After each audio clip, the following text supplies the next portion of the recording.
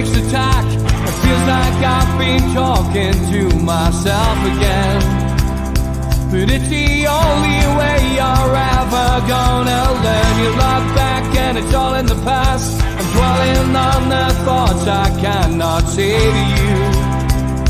If I don't say the words, then maybe it's not true.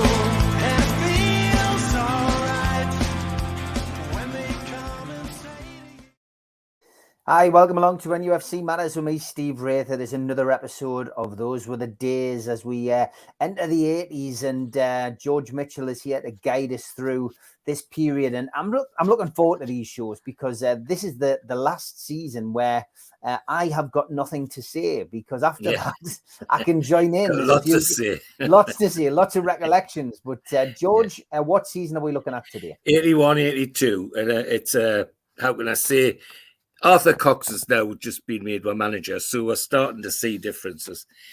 Just to put it in context, if you are interested in music, Bed Davy's Eyes by Kim Carnes was top. Get Physical, Olivia Newton-John. Endless Love, Diana Ross and Lionel Richie.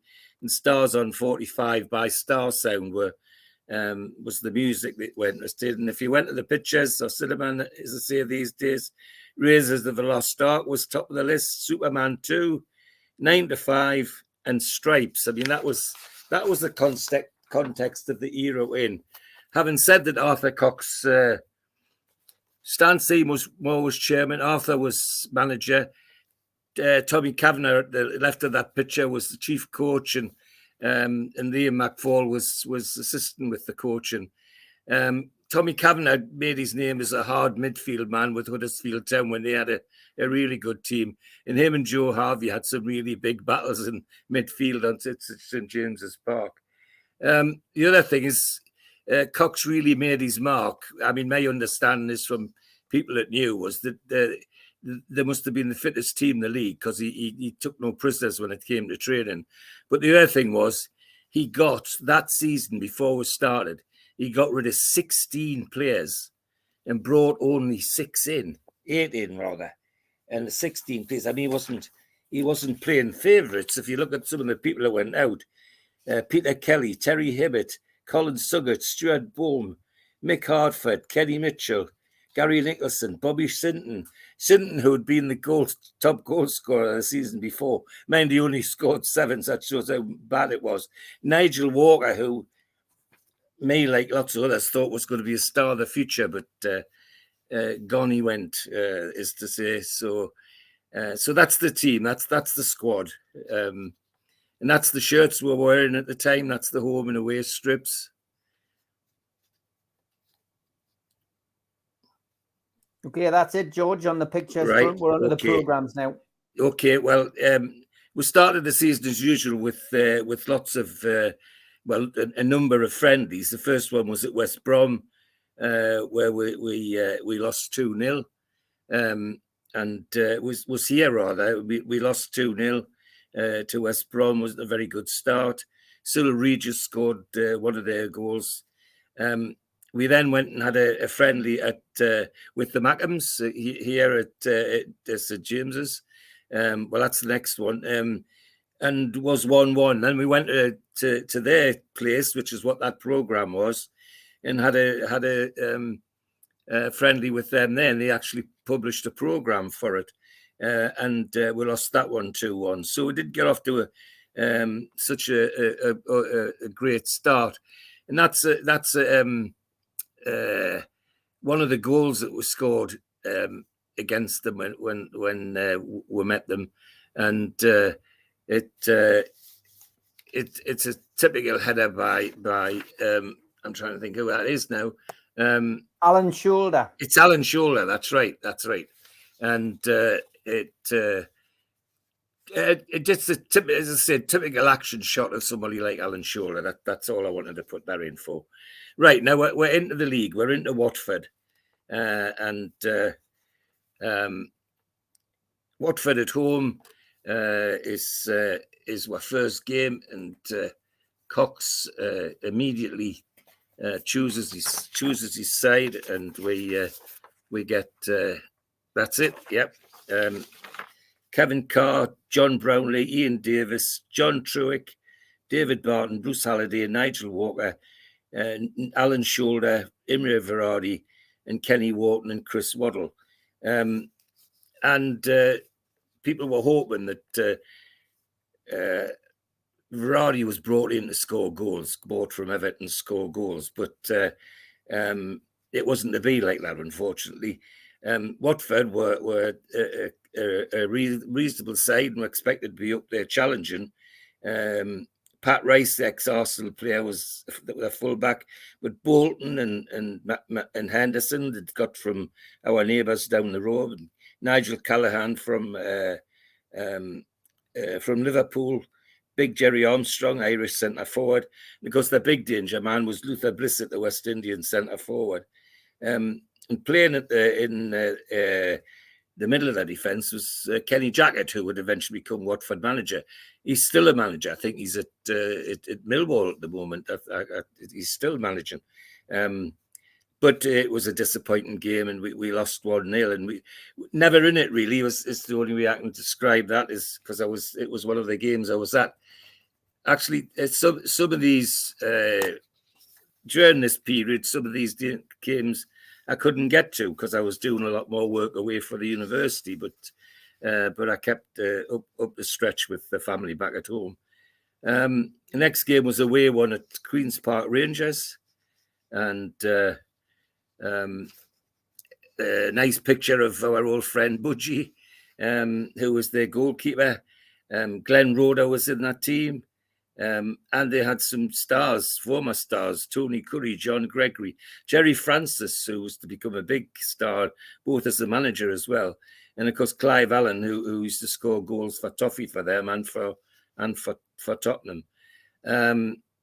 14,000 at the game, and we never got into it. Same team as played in the first game, unchanged. And they beat with 3-0. 22 minutes, Andy King. Glenn Roder, a rare goal for him, 63 minutes from a corner. And Simon Steinrod, who was a good finisher, but he was on his way down from other clubs when he got to QPR, but he was still dangerous. 3-0. We were never actually in the game, is the truth of the matter. We then came home to play Cambridge United, and everybody's hoping that, for goodness sake, let's get off the mark. But the reflected of how the crowd feels is in the crowd, isn't it? 14,600 at St James's Park for a home game. Same team: Carr, Brownlee, Davis, Truick, Barton, Holiday, Mick Martin's come in, Imre Verardi, Kenny Wharton and Chris Waddle. Cambridge United, managed by John Doherty, a former player of theirs who used to be a midfielder for Fulham for a lot of years.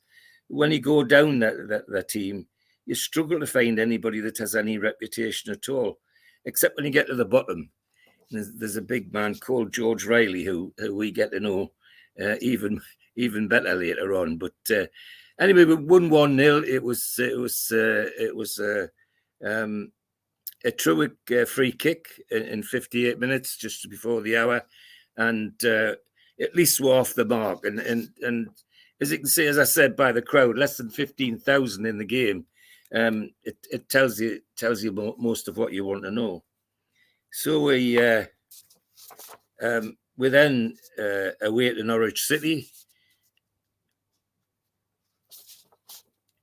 That's it. And hoping perhaps we can keep it going. But no, we lose 2-1, 14,300 at the game. Our team unchanged. Cox, like others before him, very loyal to his team. And David Barton gets injured in the game and Steve Carney comes on as substitute. Other than that, we run the same team. And Norwich City with Ken Brown, the manager, ex-West Ham and player and ex-Norwich player. And then you go down their team and some of the names hit you in your face. As Dave Watson, who played for our friends down the road for a while, was one of their stars. But after that, I struggled to find a name that means anything. But they were a tidy side, Norwich, and tidy enough to give us a tough time. We actually went in the lead on 11 minutes. Chris Waddle scored the first goal. But on 18 minutes, Dave Watson got a header from a corner, which tells you a lot about what our defence was like in those days. And Ross Jack on 81 minutes scored the winner for Norwich. So we're a loss of 2-1. And already at home in the Gallagher corner, they're starting. We've only had 3-4 games, and people are still starting to look at the league already. And we come home for a home match with Shrewsbury, and it's again what the crowd thinks is in the crowd itself. 13,700 at this game against Shrewsbury, but again, Cox is loyal to the people he's got on the pitch. The only change was during the game. Verratti got injured, and Alan Shoulder was on a substitute, and it was 0-0 at half time. I was at this game, and it was pretty dire sort of game, dour as well, because it didn't look like anybody was going to score. Then on 42 minutes, Kenny Wharton sneaked in at a corner and got a little header at the near post, and that was us 1-0. And everybody was clapping their hands. Shrewsbury Town, well, the biggest personality for them was the manager, Graham Turner, who had a fantastic reputation as a coach and as a manager. And when you go down the team again, it's because of who they are. It's another team where you've got people who you're struggling to find their reputations in football. You know, David Tong is the one I know because he was a great star with Stoke City. Ian Atkins is another one who was involved with Stoke City as well, and Steve Cross from Leicester. But the rest of the team are almost unknown players in terms of stardom. But the important thing for us was 2-0, and we're climbing up the league a little bit. So the panic's slipping away a little bit. So we're not quite so upset.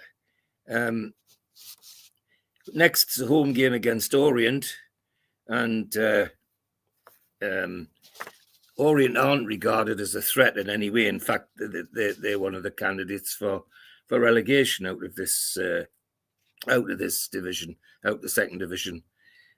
Cox again, faithful again with the team. Carr, Brownlee, Davies, Truick, Barton, Halliday, Mick Martin comes in. Emery Verardi's back. Kenny Wharton and Chris Waddle. 3,700 at this game, 13,700 rather at this game, which again tells you how the crowd are thinking about things, how disappointed they are. Leyton Orient, well, their manager Paul Wendt, who was an ex-Tottenham West Ham player, and they've got oodles of former London players in their side. Mervyn Day, the goalkeeper from West Ham. Bill Roffey from QPR, Tommy Cunningham, and Tommy Taylor from West Ham, Billy Jennings, another West Ham player. So the Leyton Orient team's a bit like an old West Ham team. Anyway, we're doing the games. It's not an unattractive game, but it never looked like anybody was going to score. But thanks to John Truick, who got a free kick and slotted it home from just outside the penalty area on 58 minutes, and we got a 1-0. So we're now into the over halfway, which was getting everybody excited for a minute. And that's a dangerous thing to do if you're a Newcastle fan. Anyway, we now go off to Bolton. We've got an away match at Bolton, and 6,400 at this game. I mean, I've never been in Burnden Park when there's been that few in. It must have been terrible. There must have been like a graveyard. Well, never mind. We go to Bolton, and Cox again, ever faithful, Carr, Brownlee, Davis, etc. The same team all the way down. And then we look at the Bolton side, and their manager's called George Mulhall. Now, George Mulhall was the Scottish international left winger, played for Aberdeen, played for the Mackens for a short while, and then went to Bolton and eventually became their manager.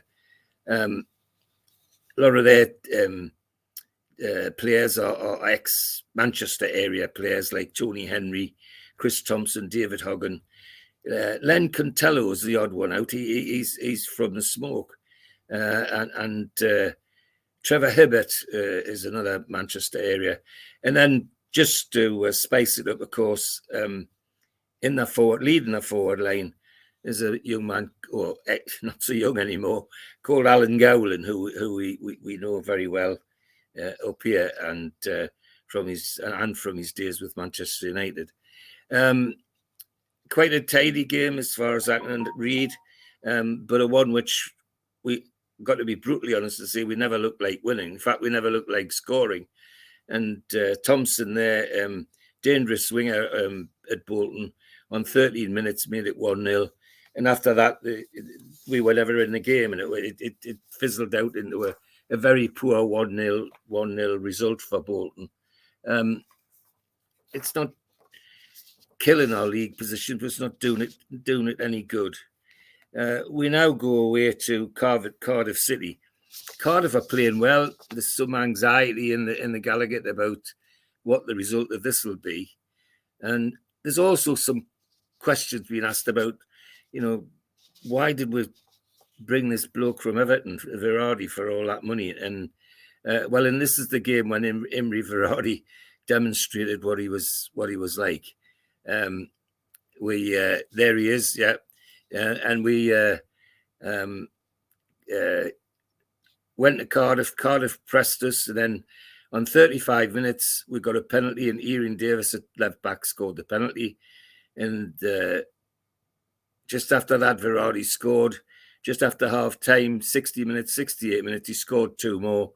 Beautiful hat trick, and spent the whole of the second half running Cardiff absolutely ragged. They didn't know how to handle them at all, and we came home with a 4-0 victory, which was, really, really a relief to the fans at home, because there was some concern about the way things were going and about how things were changing. But that victory, with such a good win, put knocking on the door over halfway and within striking distance of the promotion spots. The next game is a home game against Fulham in the League Cup, first leg of the League Cup, and we see, as soon as you mention the word cup to Newcastle fans, it seems to do something to them. Suddenly, instead of 13,000, there's 21,000 at the game. But the League Cup's never been very lucky for, but still 20,000 turn up for this match against Fulham. And everybody's hopeful that something will happen. It was a good game and an interesting game, except that it was bossed by Fulham. It really was a Fulham mastered the game. And of course, who was their manager? Malcolm McDonald, Super Mark.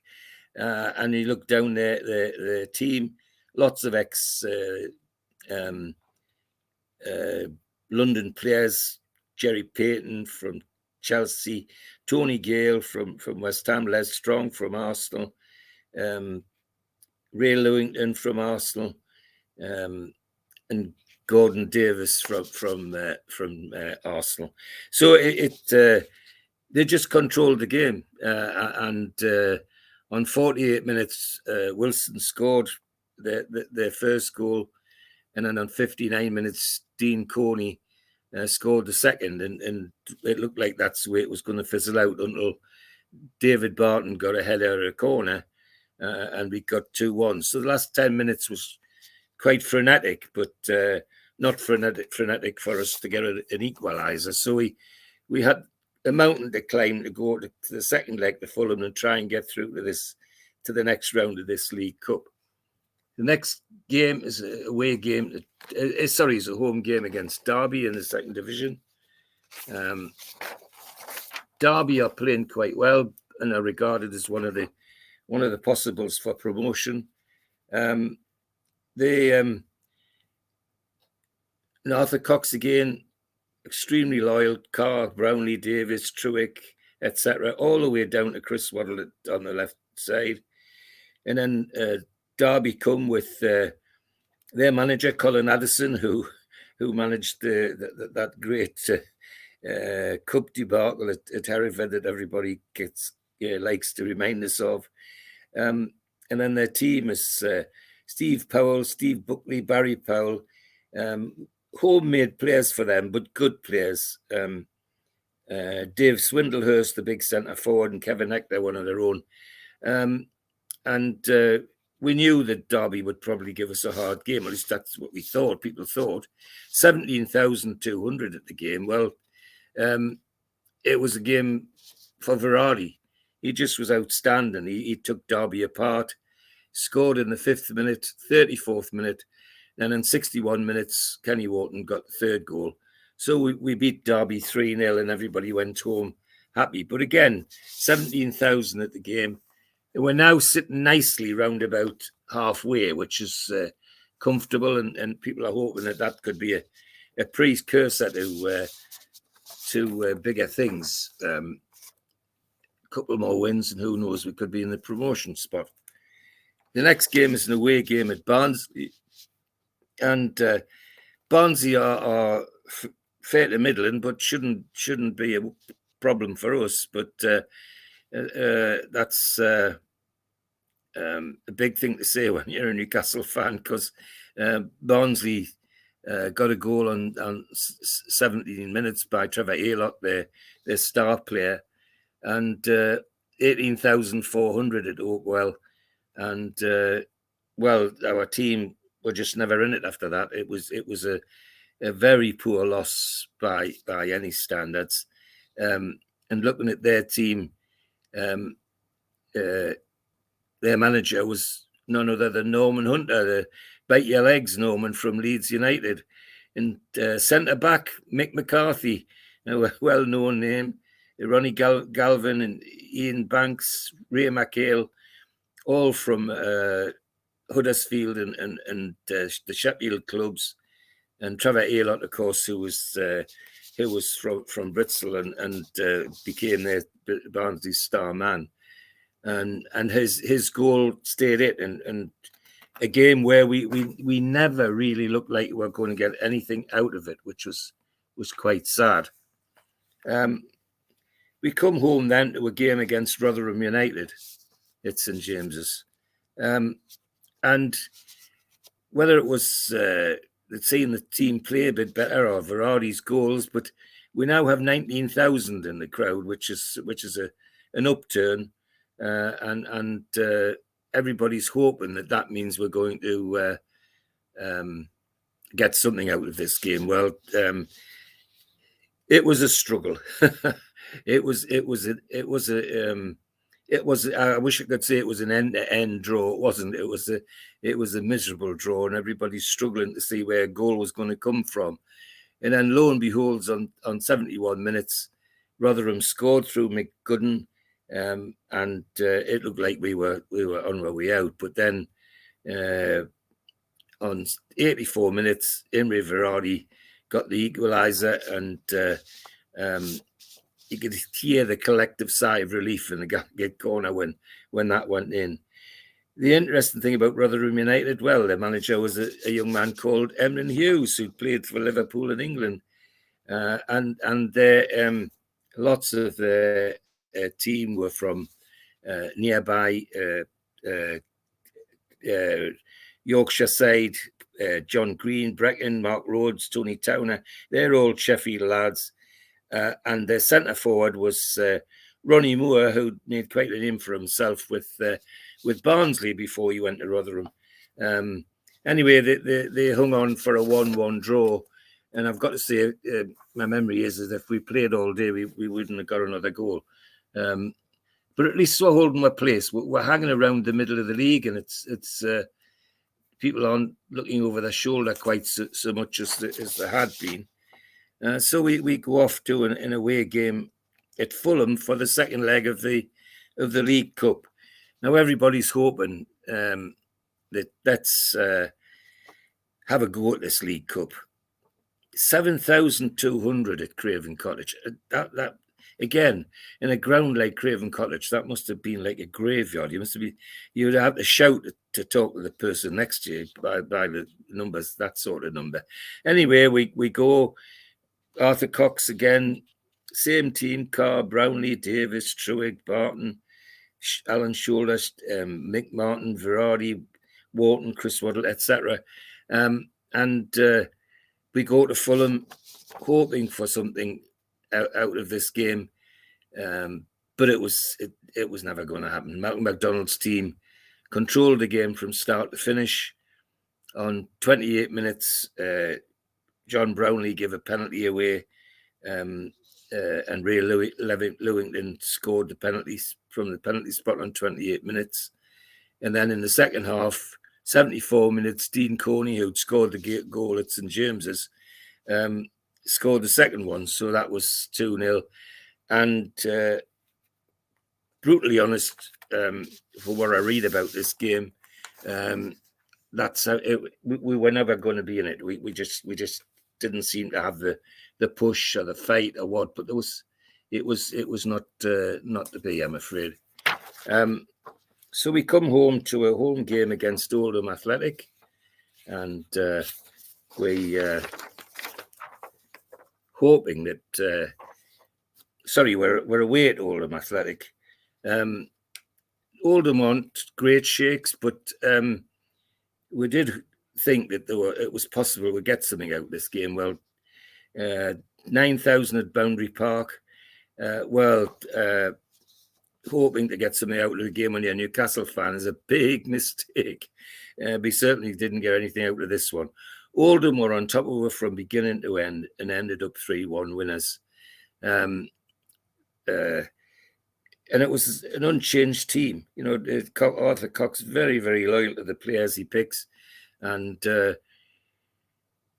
Oldham Athletic, well, Jimmy Frizzle, a very old character in football, played all his football in the Manchester area or in Huddersfield as well. It's a great, clever midfielder. And his team at Oldham, again, because of where it is, lots of ex-Manchester players like Kenny Clements from City, Paul Fuchs from United, Steve Edwards from United, Paul Heaton from City, Roger Palmer from City, and Roger Wilde, the big centre forward, who always caused us a lot of trouble from Manchester City as well. Wilde scored in 11 minutes. Paul Heaton scored on 15 minutes. Ian Davis scored for us, we're left back, on 31 minutes. And then Jim Steele scored the third for them on 39. So we lost 3-1 to Oldham, and that was putting a dent in my league position a bit. So we're now starting to slip below that magic halfway.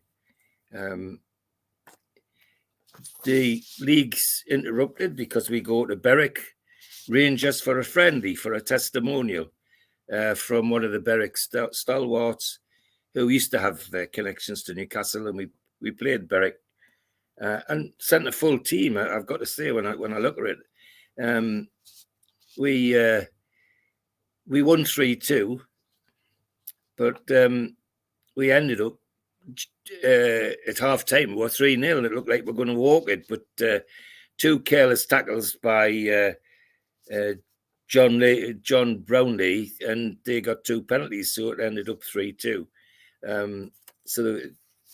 Anyway, it was good of them to put some money in Berwick's coffers. The next game was an away game at Chelsea. We knew this was going to be tough because they were favourites to get promoted. 16,500 at Stamford Bridge, which doesn't seem a lot. But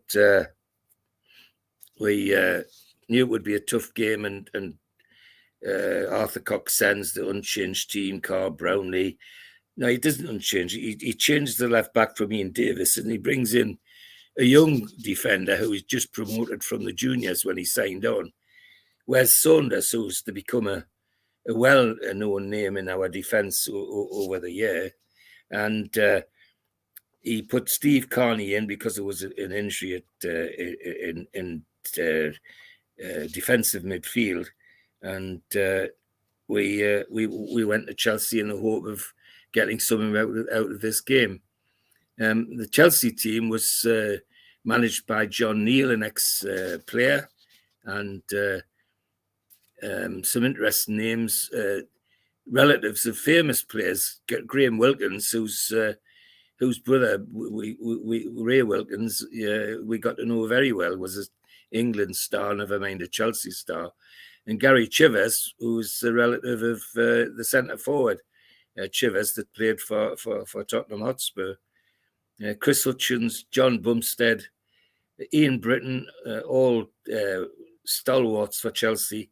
Colin Lee and Clive Walker, who had Northeast links, was playing for them as well. So we go with the hopes of something out of it. We played very well. Unfortunately, 2 silly mistakes in the first half, and Colin Lee on 11 minutes and Mike Fillery on 17 minutes give Chelsea 2-1. And then after the half time, we actually had a go at them, and Chris Waddle scored on 67, and Chelsea had to hang on towards the end to get the points. We were very unlucky not to not at least get a draw out of it. So we a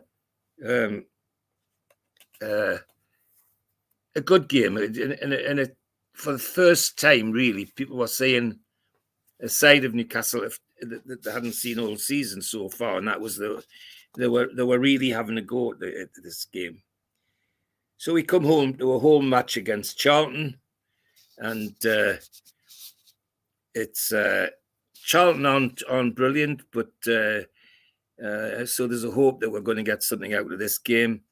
However, the crowd reflects what's happening on the pitch. 15,200 at the game. It's at James's Park.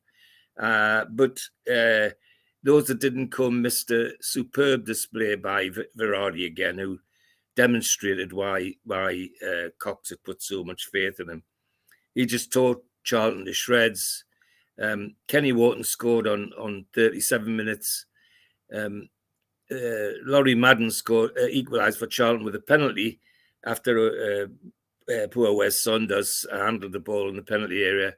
And then Alan Brown, who Cox had got on loan from our friends down the road, scored on 58. And then Verardi, 2 screamers on 65 and 81 minutes to make it 4-1.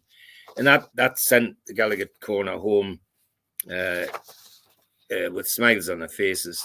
Charlton, well, the manager is Alan Mullery, well-known England international, Tottenham player. And then a team, because it's London again, littered with ex-Tottenham and Chelsea and Arsenal stars. Terry Naylor, Don McAllister, Steve Gritt, Leighton Phillips, Laurie Madden, Derek Hales and Paul Walsh, all with London connections. But 4-1 win, keeping us nice and firmly fixed in the middle of the league. And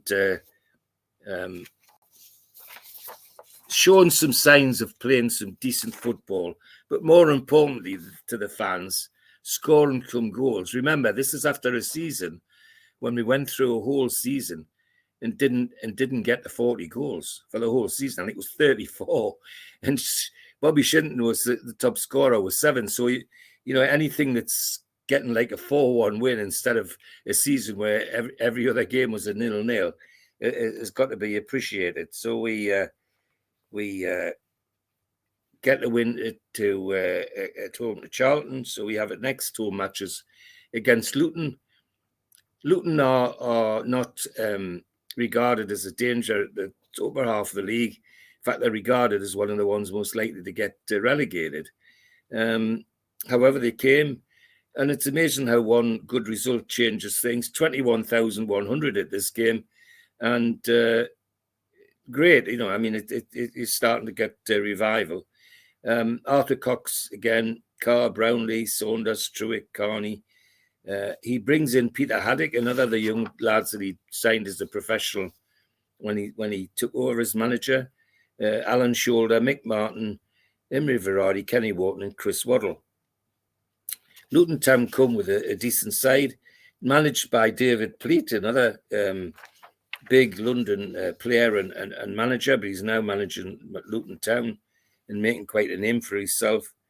And the team's got quite a lot of well-known former First Division players like Mark Hazelwood and Mal Donaghy, who got from Manchester City, Ricky Hill from Bolton, David Moss, Steve White, Brian Steen from Coventry, a very dangerous centre forward.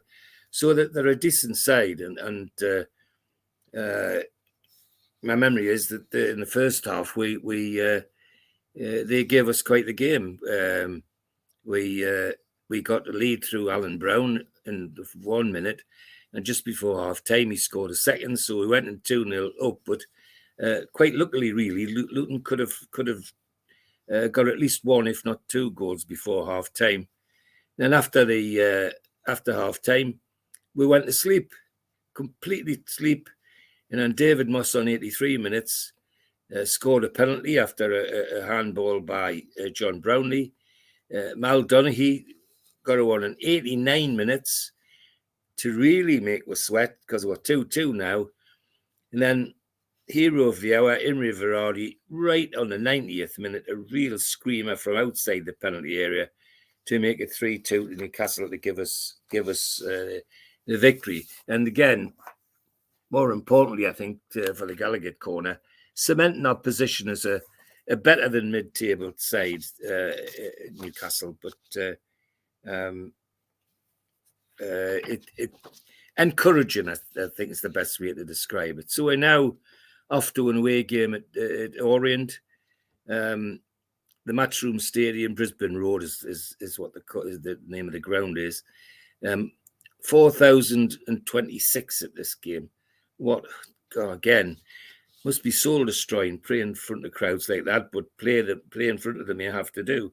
And Arthur Cox sends a strong team, the same team he's been playing throughout: Carr, Brownlee, Saunders, Truitt, Carney, Haddock, Shoulder, Mick Martin, Verardi, Wharton, and Chris Waddle. If you include Chris Waddle, actually, and Kenny Wharton, and you add the lads that he brought in from as juniors like Saunders and Steve Carney and Peter Haddock, John Truitt, there are a lot of homegrown players in that Newcastle side, which I think people noticed as well. Unfortunately, a lot of Geordies in the team we didn't win. We actually lost 1-0 to a 1-0 goal on 79 minutes. And again, Leyton Orient, now managed by Ken Knighton, who was a former player from Manchester. This is the same Ken Knighton that caused quite a fuss a few years ago when he tried to take over Manchester United, but he was a bit younger then in those days. And Leyton Orient held on to the 1-0 win after a 79th minute goal, and we just didn't trouble them really. Is the disappointing thing. So we're now headed to Grimsby, I think it is, and Grimsby. Always a tough place to go. They don't give anything away, and we go with the same side: Carr, Brownlee, Saunders, all the way down to Chris Waddle, and the Grimsby town manager George Kerr's an old Scottish international, and one or two well-known players in their side: Kevin Moore, Bobby Cumming, a Scottish international, Andy O'Dell, Irish international, Tony Ford from Sheffield Wednesday, and Trevor Winemark, a very dangerous forward from Ipswich. 9,200 at Blundell Park. Well, it looked like we were going to get something out of this game, because on 7 minutes, Kenny Wharton nipped in to get a header at a near post, and we were 1-0 in the lead. But it didn't last very long. In 19 minutes, and Mitchell had played for Grimsby, equalised, and that's the way it stayed at the end of the match. But at least we got a point out of it, which kept us making the progress in the league in the right direction. The next game is a home game to Blackburn Rovers.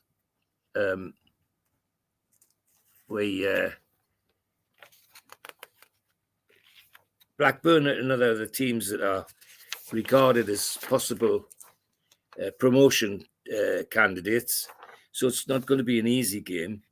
And Cox plays a full side as usual, 18,700 at the game, and Blackburn come with their managers Bobby Saxton, a famous Manchester United and West Ham United player.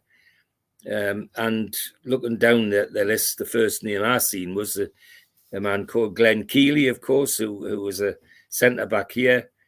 And next to him in the Blackburn Rovers defence was Derek Fazakerley, who was somebody who came here with Kevin Keegan, of course, as one of the fitness trainers at Newcastle. And Kevin Arnott, who we know from a place down the road, and Simon Garner and Norman Bell, two former Manchester players who on the day were dangerous. 18,700 at this game against Blackburn. It was a 0-0, but I've got to say, my memory is it was a very entertaining 0-0. It could have been 3-3 easily, the number of times the teams hit the woodwork. But it was a 0-0 draw, and people went home not unhappy, because it was quite a decent match to watch. We now come to the FA Cup third round, and it's against Colchester, and it's just one of those things that 16,900 at the match. The name of the referee is worth remembering, Trelford Mills, who became fairly famous for all sorts of things, but not for being a good referee. But never mind. Cox plays his full side. Midway through the first half, John Truitt gets injured, and he sends on Kevin Todd, another of the young kids that he signed on as a professional when he came as manager, and he picked him out of the juniors, which is I always thought was very encouraging for anybody at Newcastle at that time. Anyway, Kevin Todd got on the side. A decent game. Colchester United, Bobby Roberts, an ex-player theirs, as the manager.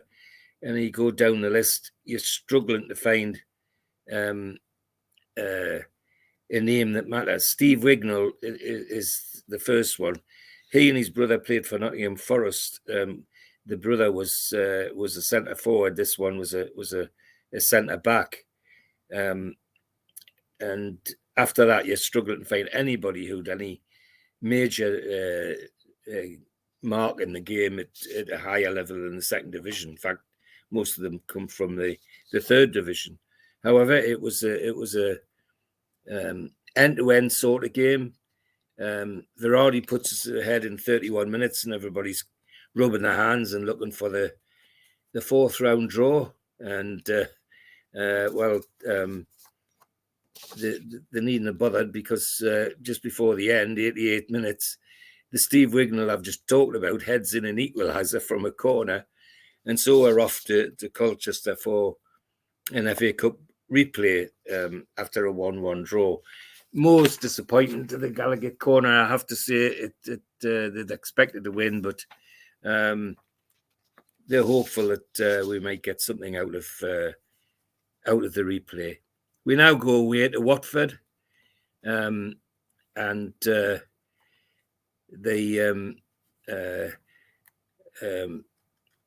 Watford are playing well, and they give us a good game at St James's, but we're starting to play a little bit better, and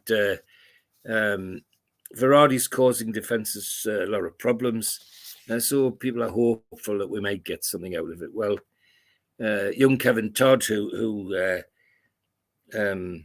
Cox had promoted, is still in the side, and on 26 minutes, he scores his first goal for Newcastle United, and everybody's really cock a hoop and looking forward to see if we get a win here.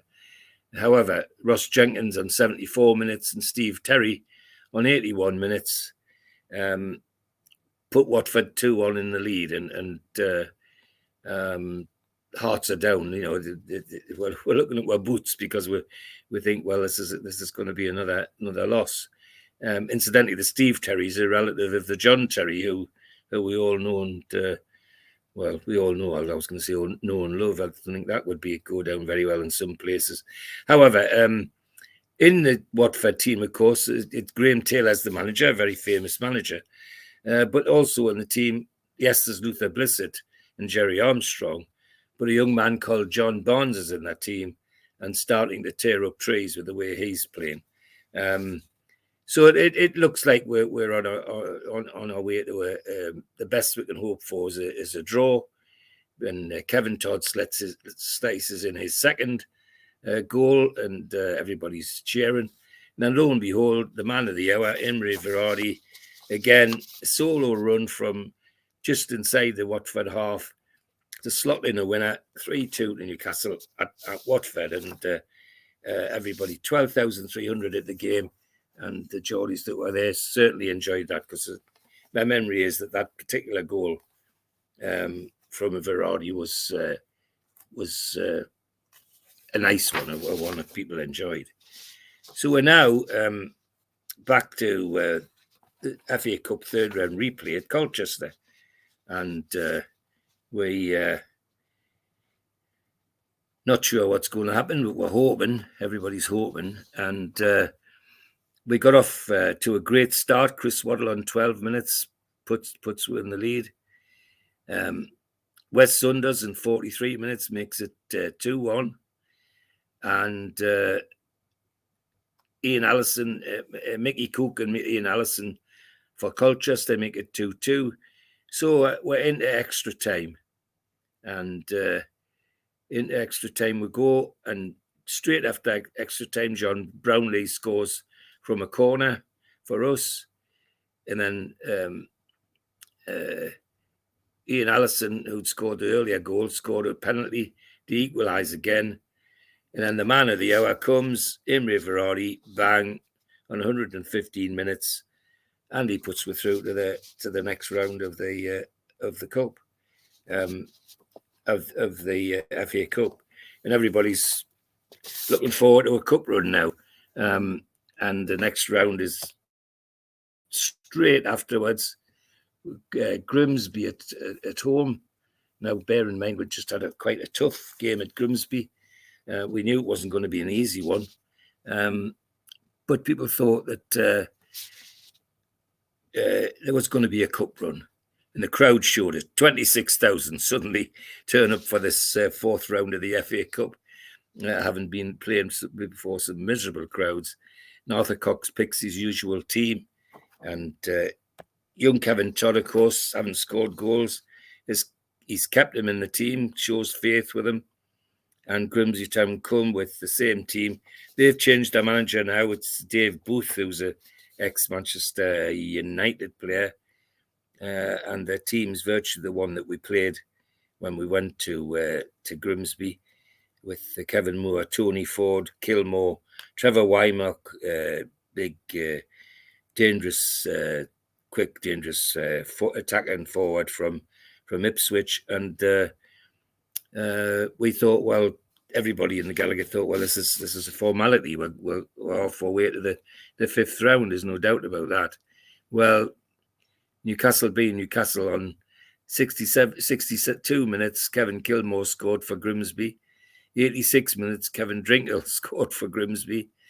And then right at the death, an own goal from Kevin Moore, their centre-half, 89, gave us some hope.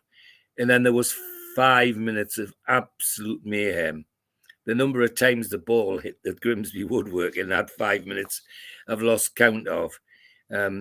Waddle nearly scored, Verratti nearly scored, Kevin Todd nearly scored, but they didn't. So out of the cup we went, 2-1 to Grimsby Town, and that was really, really disappointing for everybody because I think people at home really did have the appetite for a cup run if it was at all possible. So the next game is a home game against Norwich City in the second division. Again, Norwich, good side, but not regarded as one of the top sides in the division, and shouldn't really worry us that much. And again, the crowd tells you everything about what's happening at St James's. 26,000 for the cup match, 14,000 for this league match against Norwich, which is, tells you it all, really. Arthur Cox has brought David Mills in on loan and puts him straight into the team. So we now got David Mills in the side to bolster up the attack. And Norwich City come with Ken Brown still a manager. Virtually the same team as we played down at Norwich with Dave Watson still in the team. Keith Birchin, they've brought from centre forward from Coventry, who was a dangerous centre forward, and John Dehan from West Ham, and Ross Jack, another dangerous forward. So they've bolstered the team, but they still shouldn't be bothering us. And 14,400 at the game. And to be honest, David Mills opened the scoring on 50 minutes. Greg Downs on 58 minutes equalised for Norwich, and people were getting a sweat on. But then, again, the man of the hour, Imre Verratti, on 75 minutes, bang, in goes another winner, and we get 2 points out of that game against Norwich City. We're now home to Bolton, and second successive home match. Everybody's thinking, well, if we get a result in this one, we're actually going to be well above halfway. We're in striking distance of the promotion spots, but we'll see. So Bolton come to St James's with 14,700 at the game. Arthur Cox feels his usual side: Carr, Carney, Saunders, Truick, Barton, Haddock, Mills, but Mick Martin, Verratti, Wharton, and Chris Waddle. It's noticeable that Chris Waddle's been in the team every game. He hasn't missed a match this season. Bolton come with the same team as they had when we played them there. Manager still George Mulhall. They bought a fullback, Steve Whitworth, from Leicester. Mike Doyle comes in from Manchester City. And again, Alan Gowland's leading that forward line. However, it's not a bad game, but it's a one which we win fairly comfortably. John Truick scores a penalty on 9 minutes, and then 81 minutes, Kenny Wharton scores a header from a corner, and it's a 2-0 victory. Interesting about Kenny Wharton, I think I've said several times today that scored with a near post header. Kenny Wharton wasn't a big fella, but he knew how to sneak in at the near post and glance the header into the net, and he did it quite often. Anyway, 2-0 win against Bolton, and we're now well above halfway, and people are getting more than excited about the possibilities of where we're going. So we're off to Cambridge now, an away game against Cambridge, and we're hoping, everybody's hoping that something special will happen, but nothing special will happen. What does happen is that we lose 1-0 to a 43-minute goal, 5,000 at the game at the Abbey Stadium. our team's unchanged, as Arthur Cox would have it. And Cambridge have John Dockery still their manager. Team virtually the same as what we played last time we played them. They have got a young lad that they got from Manchester United called Tom O'Neill, a teenager who's come from Manchester and has brightened their side up. But it's one of the old hands, Steve Spriggs, who's been around a long time. Scores on 43 minutes just before half time. And frankly, that really was the only memorable thing about the match. After that, we never looked like we were going to get an equaliser or even come back into the match. So we now come home to a home match against Cardiff City with 15,100 at the game. Arthur Cox fields his usual side. Cardiff City changed their manager, Graham Williams, ex-Welsh international player.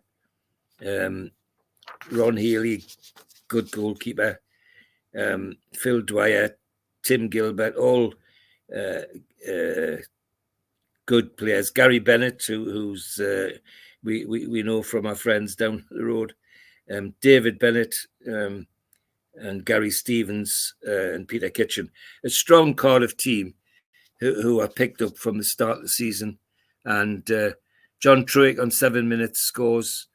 Imre Varadi on 37 minutes. So we go in at half-time 2-0. And then Gary Stevens on 54 minutes gives Cardiff a consolation. But they never looked like getting an equaliser. So that's another victory. And we're now firmly in the top half of the league. And people are starting to think, well, hold on, another couple of wins and we're smiling here. We could be looking at promotion, perhaps, and getting all heady about that. We're now off to Shrewsbury for an away game at Gay Meadow, 4,600 at the game. Shrewsbury still got Graham Turner as the manager, and their team exactly the same as the one that we played when the last time we had them at St James's with Dave Tong, Steve Cross, Bernard McNally and Chris Chick Bates, the same team which gave us quite a game at St James's. Well, they gave us quite a game here as well. Cox sends the same team down, and apart from halfway through the second half, Mick Martin gets a knock, and Peter Cartwright comes on, another local lad, into the team from North Shields, and it's a 0-0. Quite a drab 0-0 from where I read and where I understand, but nevertheless, it's 0-0, and it keeps we going in the right direction in terms of the league position, and we come home to a home match against Sheffield Wednesday, who are one of the favourites for promotion. So this is going to be a tough match. 19,100 at this game, so the crowd's getting a bit more faith in what's happening, and Cox puts his usual same unchanged team with David Mills still in it. He keeps Peter Cartwright in because Peter had quite a good game, and Sheffield Wednesday come with a manager called Jack Charlton, and quite a strong side with again a number of former Sheffield juniors who've graduated into the team, like Terry Curran, Gary Magson, Gary Bannister, Ian Mellor, and Peter Shirtliff, who was a fullback. So they're a decent side, and under Jack Charlton, playing decent football. It was a good game, reasonably good football, and it was settled by none other than Imre Varadi on 43 minutes. He's a screamer into the top corner, and we got the points against Sheffield Wednesday. And so now people are really thinking, well, this is good stuff. We're well above halfway now. This is we're getting quite exciting. we're off to Derby now, an away match at Derby, and it's they're a good side and regarded as one of the favourites for promotion. So we know it's going to be tough. Cox sends an unchanged team, and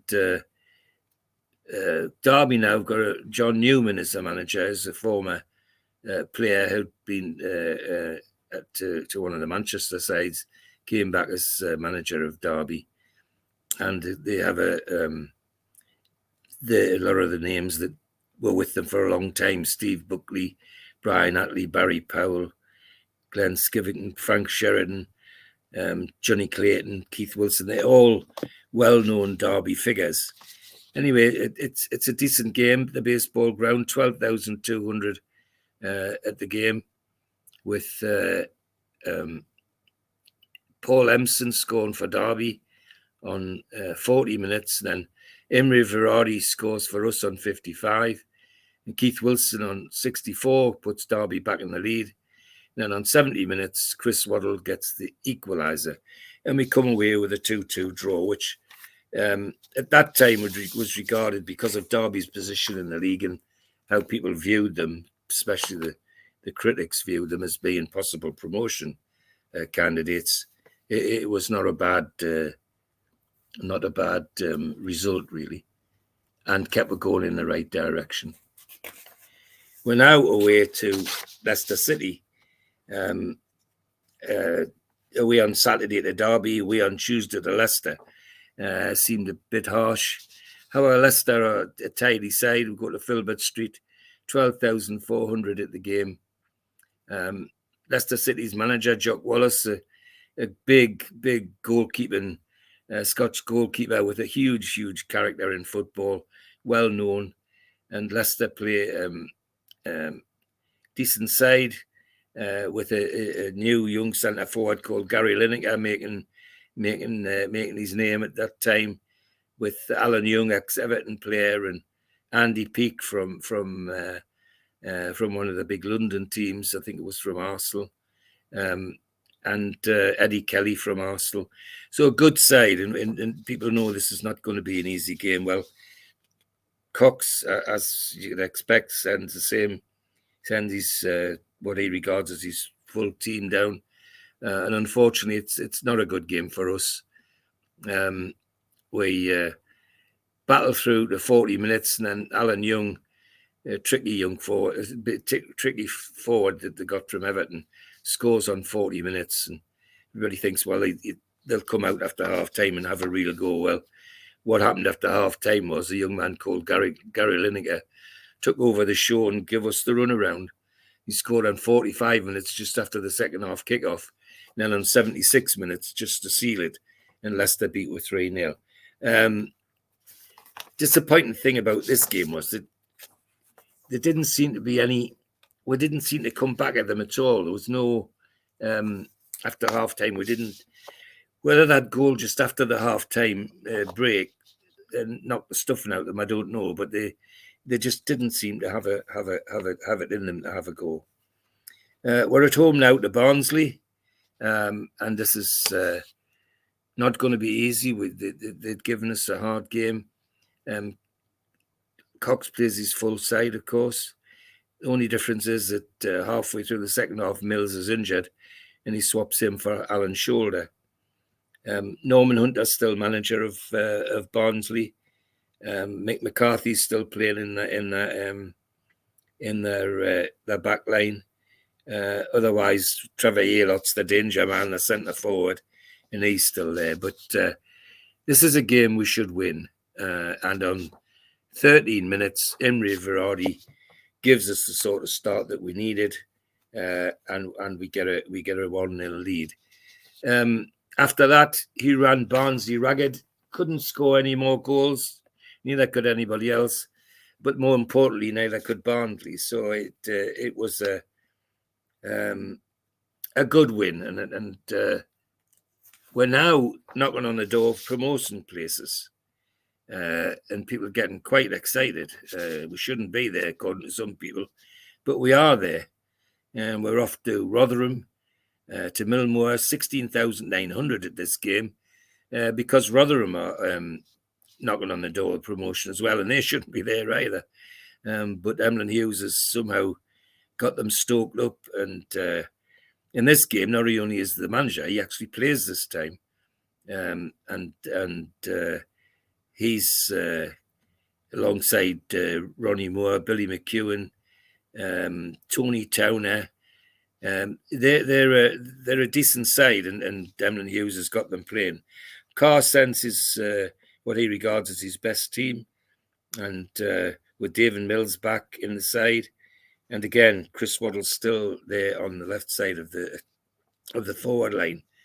A 0-0, but one of those 0-0s that could have easily been 3-3, 4-4. So the number of times the ball hit the woodwork at both ends was incredible.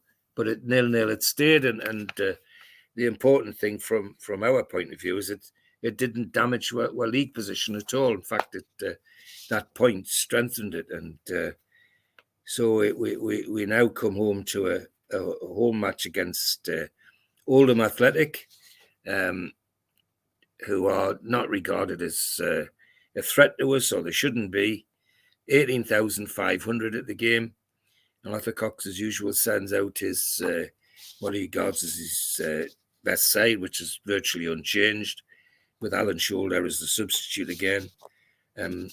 Oldham come with virtually the same team as we played when we went down there, with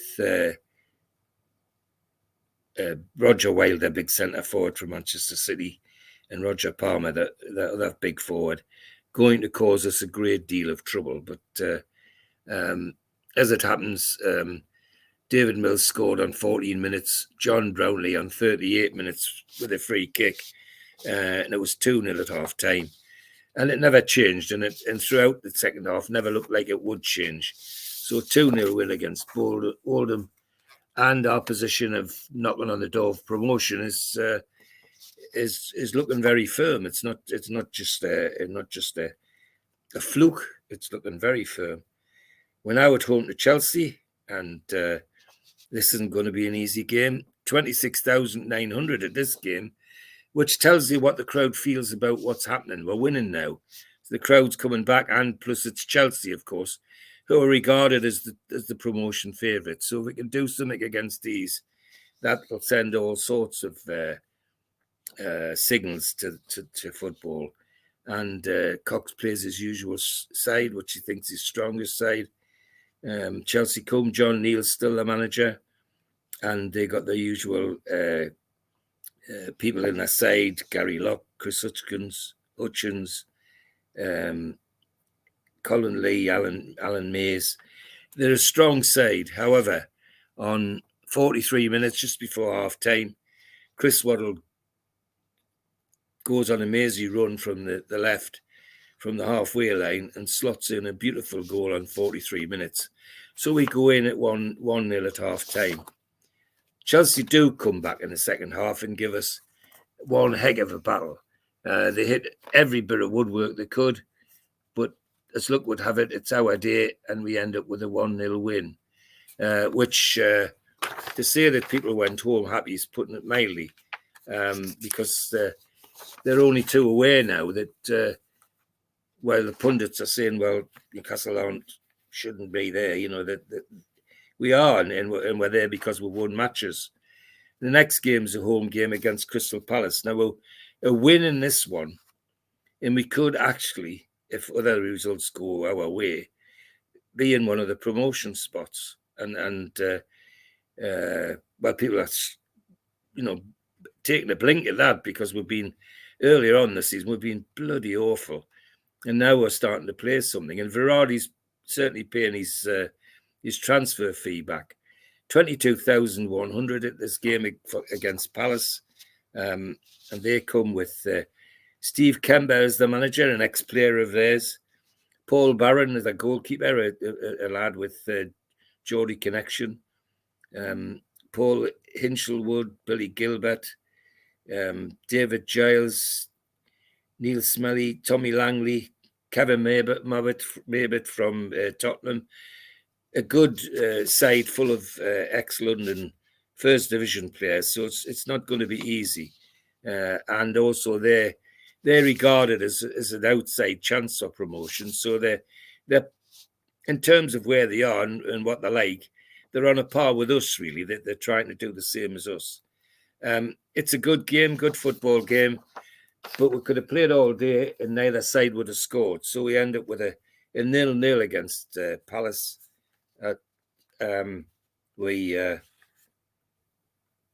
Important thing is that doesn't damage our league position. We don't get into a promotion spot. We slip just slightly below. And we're now off to an away game at Charlton. 6,300 at the Valley. And again, if anybody out there has been to the Valley and seen how big that ground is, 6,300 people in that ground, it'll be like being in a cemetery. It must be awful trying to play football in front of that, but play football they did, and we went. And Charlton weren't regarded as a threat at the top. Indeed, they were in danger at the bottom themselves.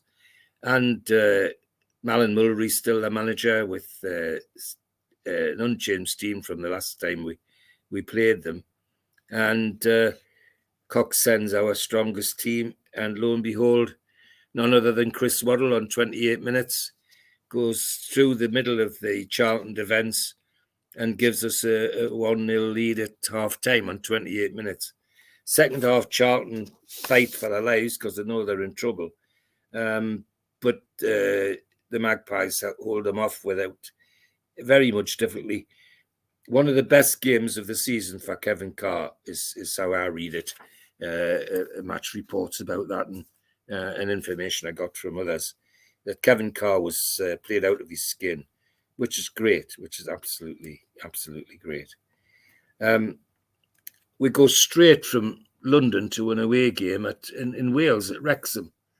And it's whoever writes the fixtures these days don't use their brains very much. We go to Wrexham on a high. Everybody's thinking, well, this is it. We win here. We're going to be in a promotion spot, surely. 4,500 at the racecourse ground. Roberto Mancini, the former Chelsea player, is their manager, Wrexham's manager now. Littered with Welsh internationals: Phil Bater, Gareth Davis, Billy Ronson, Dennis Lehman, Ian Edwards, Dixie McNeil, Steve Fox, all international players. Cox sends our usual team down. Kenny Wharton is substitute, and halfway through the second half, John Truick has to come off and Kenny Wharton goes on.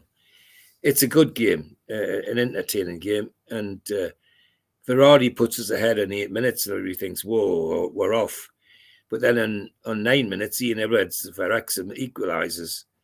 And then after half-time, Dixie McNeil makes it 2-1.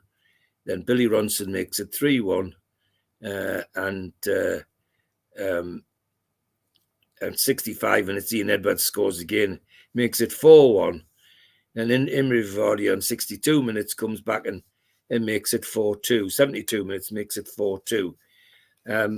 Good game.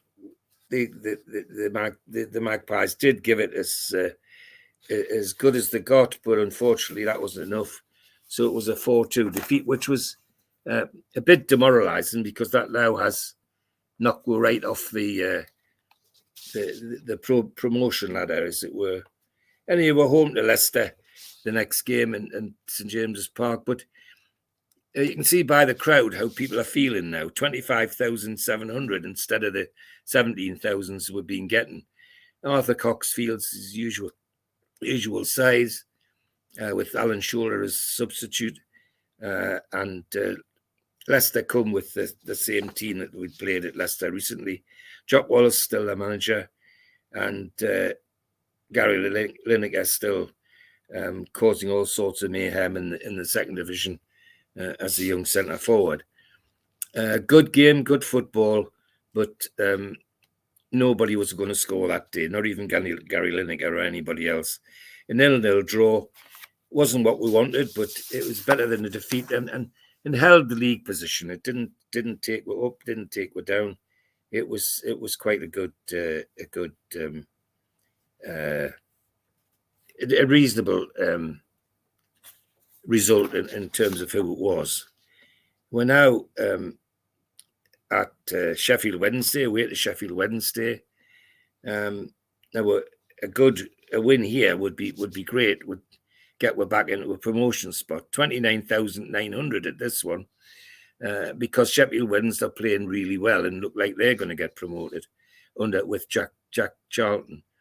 And the first thing I noticed in that team is that Jack Charlton's bringing a Geordie into his team at right back, Ray Blackhall, who everybody knows very well, and he's also bought Mel Sterling from one of the Manchesters, and Gary Megson, who we get to know better later on, is now captain the side. A good game. We're playing very well. Carr plays his usual side, and on 14 minutes, David Barton heads in a corner, and everybody thinks, "Oh, we're off. We're away now." But on 27 minutes, Gary Shelton scores to equalise for Sheffield Wednesday, and then just after half time, John Pearson scores the second for Sheffield Wednesday to make it 2-1. Second half was a ding-dong battle, but we just couldn't hit the back of the net, unfortunately. And that was a loss and damaged our league position quite a bit. We're then off to another away game at Luton Town, and 13,000 at Alexander Road, and Luton sitting mid-table, doing quite well for them. David Pleat's still the manager, and the team, Mal Donaghy, and they brought another Brian Steen as a centre forward, and they brought another lad from Chelsea called Fucilio, and dangerous attacker, and their side is causing people troubles, particularly Steen. Cox sends our usual team down, and people are hoping that we'll get something back in this match. Well, in 23 minutes, David Mills scores. In 68 minutes, John Truick scores a penalty, so 2-0, and we think we're coasting here. Then comes along this centre forward called Brian Steen.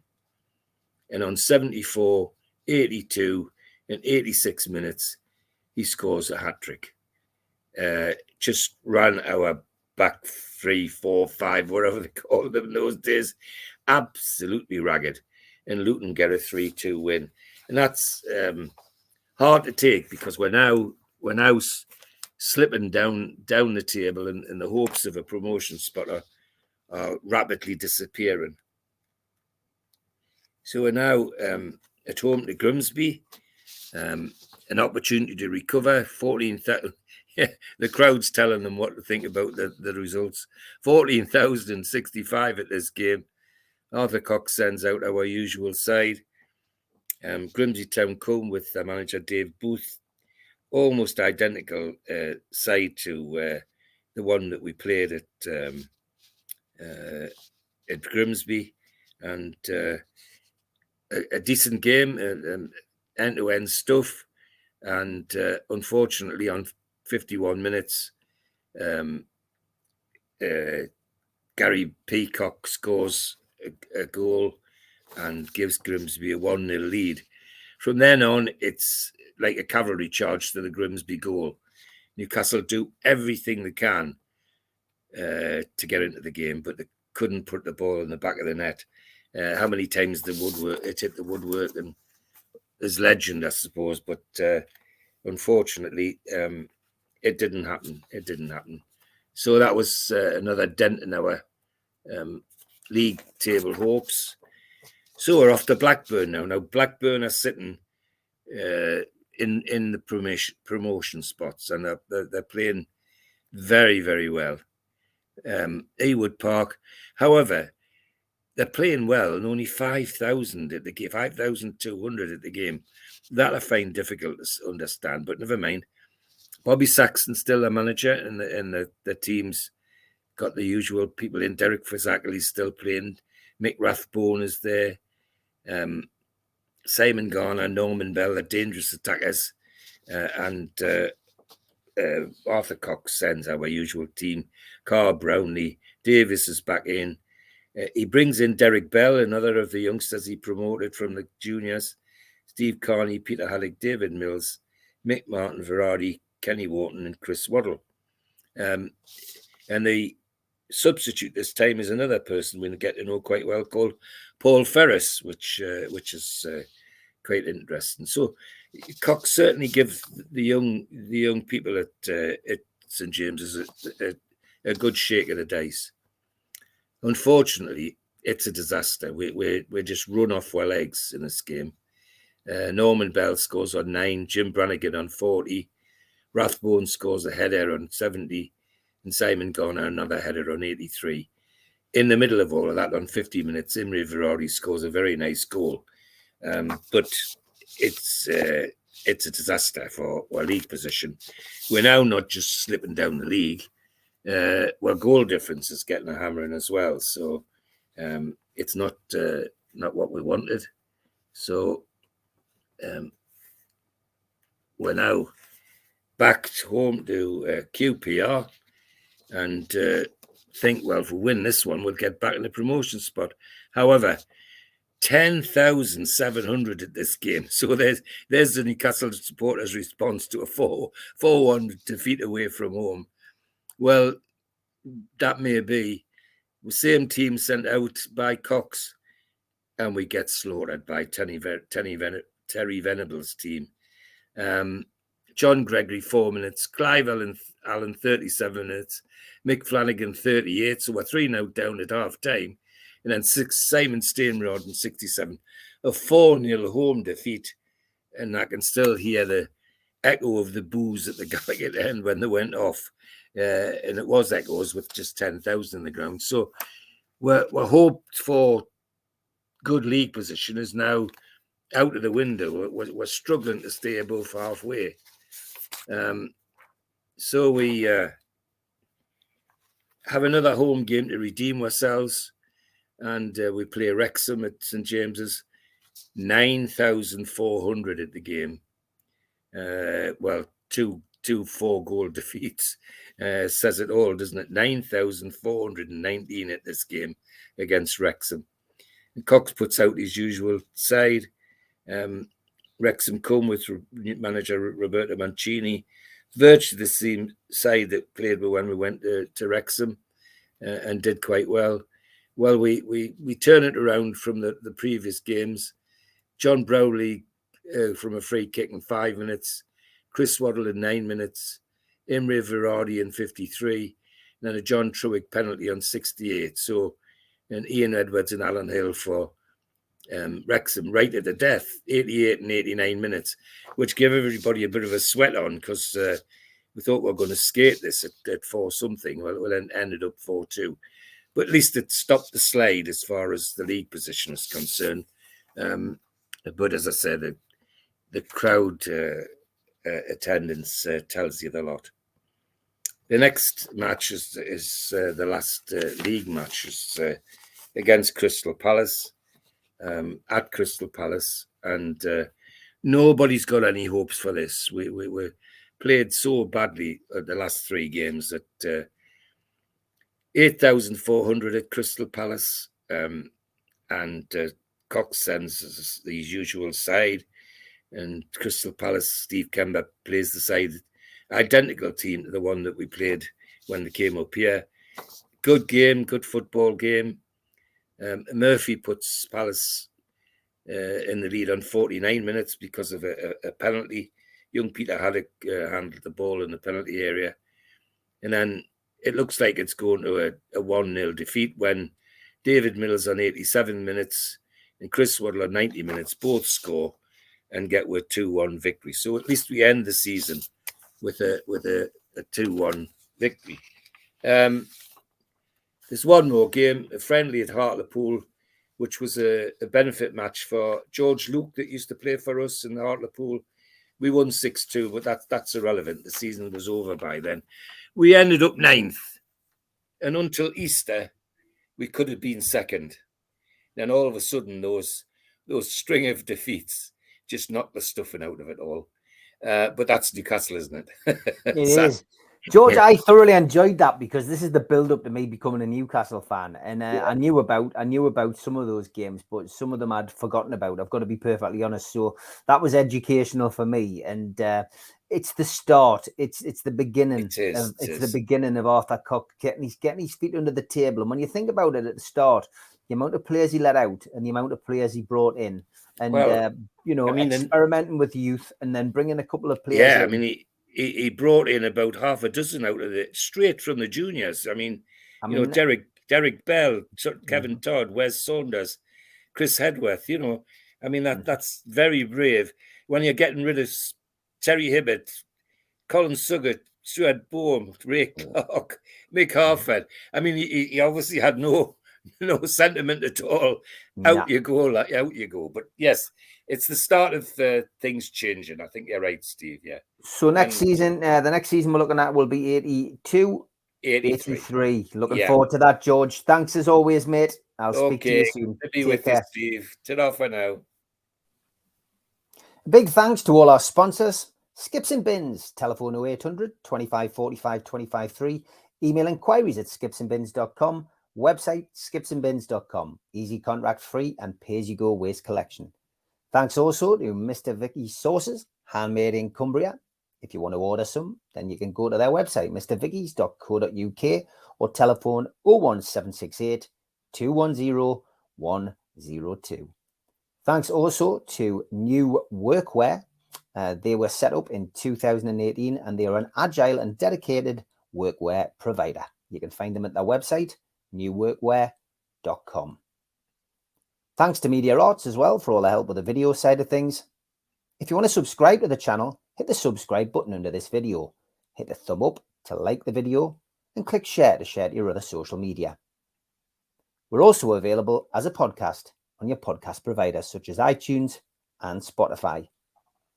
If you'd like to take out a cult membership, which means you get a cup, a pen, a membership card, a scarf, and entry into the monthly draw, and put your smartphone over this QR code now. It'll take you straight to the site. You can set up and pay a one-off fee of £25. Alternatively, go to nufcmatters.com and check for membership. If you're a subscriber, you can apply for a free car sticker. Just email john@nufcmatters.com to claim yours today. The new Shearer raffle is up and running. 150 tickets, £1 a ticket to win a limited edition Alan Shearer signed ball. Enter now at nufcmatters.com. We've got a couple of events coming up. Newcastle United question and answer live with Liam Kennedy, Jordan Cronin and Dominic Skerr from Newcastle World and the Shields Gazette in association with NUFC Matters takes place at the Tyneside Irish Centre 11th of August at 7 p.m. and tickets are £5. The Christmas event will be with Frank Clark and John Gibson, Thursday, December the 7th at the Tyneside Irish Centre. Tickets are £15 from nufcmatters.com. And Waddle, Keegan and Beardsley, the class of 84, with special guests, takes place at the Tyne Theatre and Opera House on Westcott Road in Newcastle on Thursday, January the 25th. Tickets are available direct from the theatre, 0844 24 91 000, or go to the website for further details. And don't forget, starting on the 7th of August, you will be able to hear myself, Steve Wraith, on the Northeast Footy Breakfast. This comes to you in association with the Tyne Radio, 7 o'clock till 9 o'clock, 5 days a week. Check out the Facebook for more details.